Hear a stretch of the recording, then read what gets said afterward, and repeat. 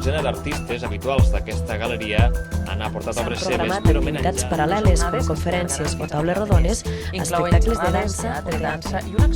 S'inscriu dins el cicle Tardo Art